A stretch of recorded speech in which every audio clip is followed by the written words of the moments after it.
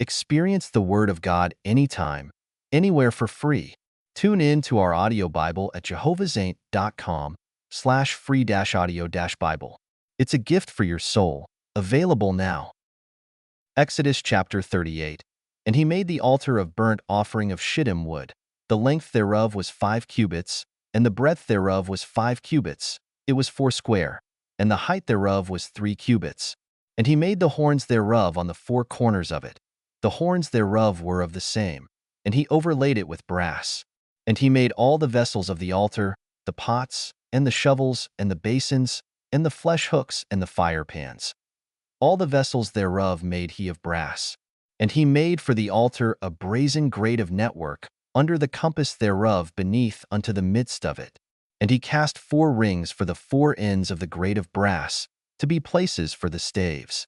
And he made the staves of shittim wood, and overlaid them with brass.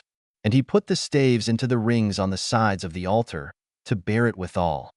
He made the altar hollow with boards. And he made the laver of brass, and the foot of it of brass, of the looking glasses of the women assembling, which assembled at the door of the tabernacle of the congregation. And he made the court.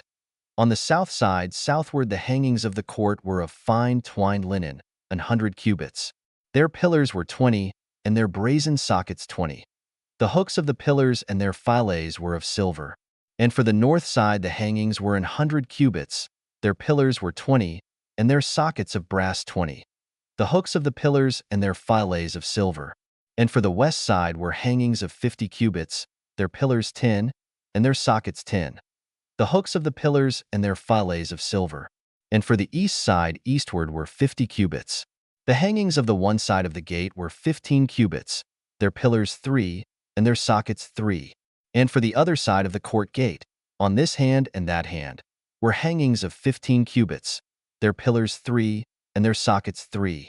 All the hangings of the court round about were of fine twined linen, and the sockets for the pillars were of brass. The hooks of the pillars and their fillets of silver, and the overlaying of their chapiters of silver, and all the pillars of the court were filleted with silver. And the hanging for the gate of the court was needlework of blue and purple and scarlet and fine twined linen. And the length was 20 cubits, and the height and the breadth was 5 cubits, answerable to the hangings of the court. And their pillars were 4, and their sockets of brass 4. Their hooks of silver, and the overlaying of their chapiters and their fillets of silver. And all the pins of the tabernacle and of the court round about were of brass. This is the sum of the tabernacle, even of the tabernacle of testimony, as it was counted, according to the commandment of Moses, for the service of the Levites, by the hand of Ithamar, son to Aaron the priest. And Bezaleel the son of Uri, the son of Hur, of the tribe of Judah, made all that the Lord commanded Moses.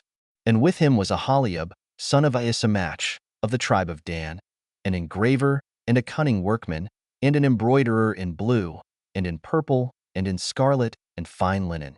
All the gold that was occupied for the work in all the work of the holy place, even the gold of the offering, was 29 talents, and 730 shekels, after the shekel of the sanctuary. And the silver of them that were numbered of the congregation was 100 talents, and 1,715 shekels, after the shekel of the sanctuary. A bekah for every man, that is, half a shekel, after the shekel of the sanctuary, for every one that went to be numbered, from 20 years old and upward, for 600,550 men. And of the 100 talents of silver were cast the sockets of the sanctuary, and the sockets of the veil. 100 sockets of the 100 talents, a talent for a socket. And of the 1,775 shekels he made hooks for the pillars, and overlaid their chapiters, and filleted them. And the brass of the offering was 70 talents, and 2,400 shekels. And therewith he made the sockets to the door of the tabernacle of the congregation, and the brazen altar, and the brazen grate for it, and all the vessels of the altar, and the sockets of the court round about, and the sockets of the court gate, and all the pins of the tabernacle, and all the pins of the court round about. In our journey through life, we often seek guidance and wisdom beyond our own understanding. St. Michael's prayer is a beautiful expression of this desire, a heartfelt plea for divine intervention and alignment with Jehovah's will. It serves as a reminder of the profound connection we can cultivate with the divine, allowing us to become vessels of His wisdom and love. St. Michael's Prayer. I pray for Jehovah to speak through me all the time, and I pray for Jehovah to remove all my thoughts and implant His thoughts all the time, as I do not even want my thoughts.